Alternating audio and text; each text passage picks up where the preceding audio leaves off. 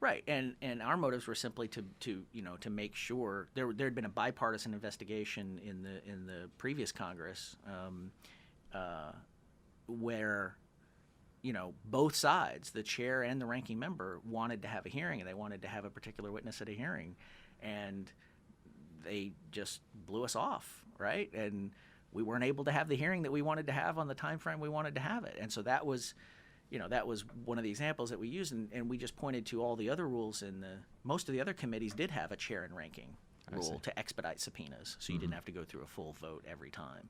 And the theory was, certainly if it's something both sides agree on, why should we have to wait 2 or 3 weeks and go through all of our normal processes for passing a bill or a nomination in order to issue a subpoena? I see.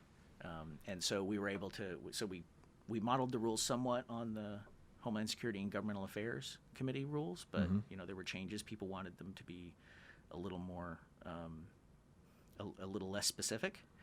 But we came to something that we agreed on, and we also got staff deposition authority for the committee, so that, and you had to do that in a resolution through the whole body to make sure that there was no dispute as to whether or not the committee had been delegated the authority for staff to take depositions, from the body. So we got that put in our funding resolution. And may be obvious, but the practical differences that makes in an investigatory process is that. So if you can't require a person to appear to give testimony to staff, then your only shot is at a hearing. Is either a public hearing, right, or even if you had private deposition authority with members only, you'd have to make sure you scheduled to have a member there. Members are doing 1,000 other things, sure. And so you couldn't do it on a Monday or a Friday. You couldn't do, it just increases the ability of the witness to sort of stall and